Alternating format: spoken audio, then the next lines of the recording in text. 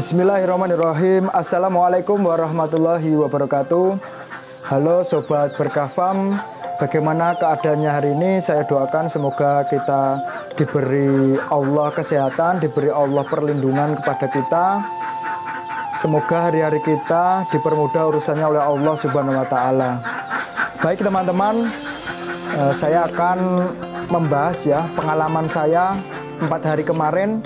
Produksi telur bebek saya itu turun dan porsi makan bebek saya juga bertambah teman-teman. Saya biasanya itu sehari 12 kilo, tetapi kemarin saya lihat ke kandang, saya beri pakan bebek saya pagi hari, belum 1 jam itu pakan sudah habis teman-teman. Nah, saya bukakan datanya ya teman-teman untuk hasil telur 4 hari kemarin.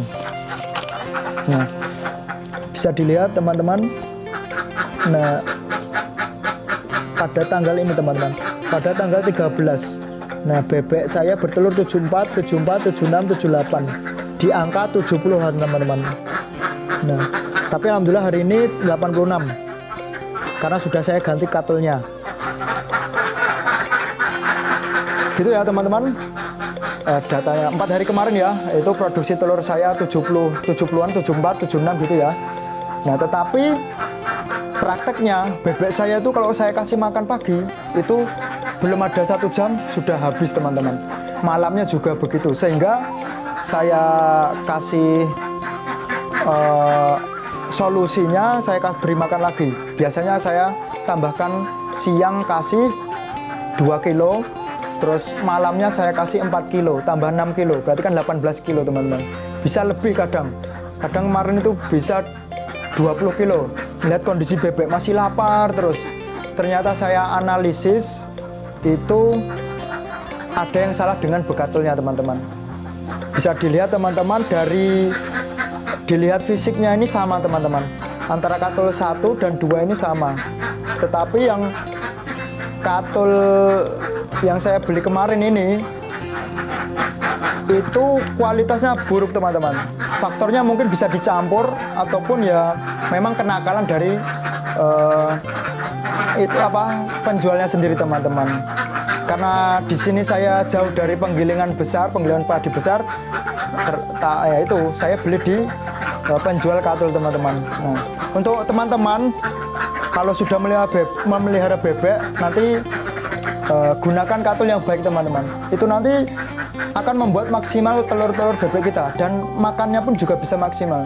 Maksudnya makannya maksimal itu bebek itu bisa kita terapkan 12 kilo per hari teman-teman. Dilihat ya teman-teman, saya video siang ini tadi saya kasih pack bebek saya makan itu pagi hari jam 12 saya masuk ke kandang, masih ada sisa pakan, dan hari ini pun masih ada sisa teman-teman. Nah, hari ini masih ada sisa. Itu karena kemarin itu sudah saya ganti bekatul saya teman-teman. Nah, pertanyaan apa nggak bisa mas kasih yang kualitas B? Bisa teman-teman, tetapi nanti adanya itu nanti bebek kita akan selalu lapar teman-teman. Nah, teman-teman juga bisa akali teman-teman, kok katul kualitas A dan B itu bisa dicampur. Tetapi kalau saya kasih perbandingan itu, kalau 3 kilo yang baik kualitas A, 1 kilonya itu 1,5 kilo itu kualitas B teman-teman. Itu nanti insya Allah bebek masih merasa kenyang ya teman-teman. Nah, pada hari ini sudah saya ganti ya 2 hari ini saya sudah ganti katulnya, dan alhamdulillah pada hari ini produksi telur saya tuh 86 teman-teman.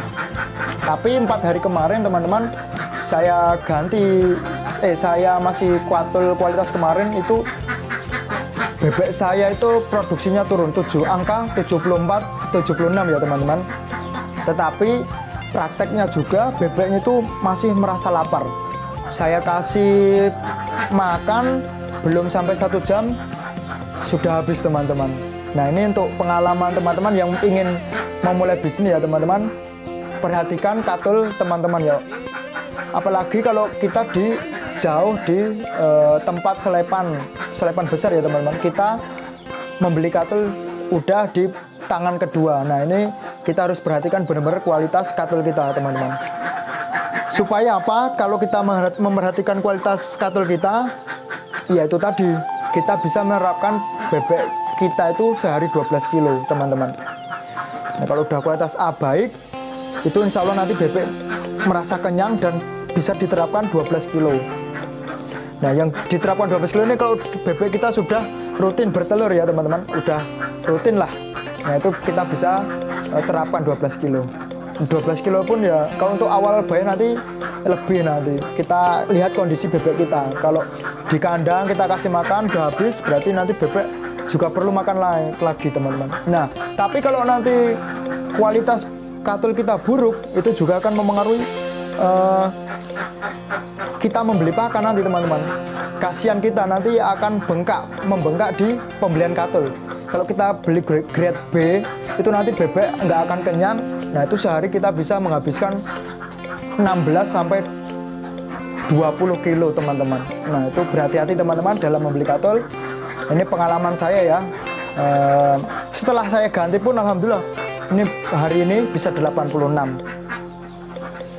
Nah, untuk perbedaannya apa sih? Nah, itu udah saya ulas ya di video saya yang sebelumnya teman-teman. Kalau kualitas baik katulnya itu kalau dikasih air sedikit itu nanti menggumpal gitu ya, menggumpal, kita aduk, kita ratakan, itu nanti teksturnya beda lah. Kalau sudah teman-teman kalau sudah sering membuat pakan, nanti tahulah sendiri kualitas bekatul yang baik sama yang tidak teman-teman. Demikian ya teman-teman yang bisa saya sampaikan pengalaman 4 hari kemarin. Nah, hati-hati ya teman-teman kalau kita menggunakan bekatul. Kalau bekatulnya ini kita kasihkan bebek pakannya pagi, belum 1 jam sudah habis, berarti itu bisa dikatakan bekatulnya itu buruk teman-teman. Kualitasnya itu buruk. Bisa juga itu bekatulnya dicampur dengan sekam padi teman-teman. Nah, makanya berhati-hati teman-teman. Pilihlah katul yang baik saja supaya nanti produksinya juga baik dan kita bisa nerapkan sehari bisa 12 kilo bisa teman-teman. Semoga bermanfaat. Bila video ini bermanfaat ya, jangan lupa untuk klik tombol like dan subscribe channel Berkah Farm.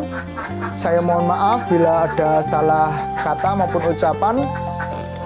Terima kasih sudah menonton. Salam sukses untuk para peternak bebek di Indonesia. Assalamualaikum warahmatullahi wabarakatuh.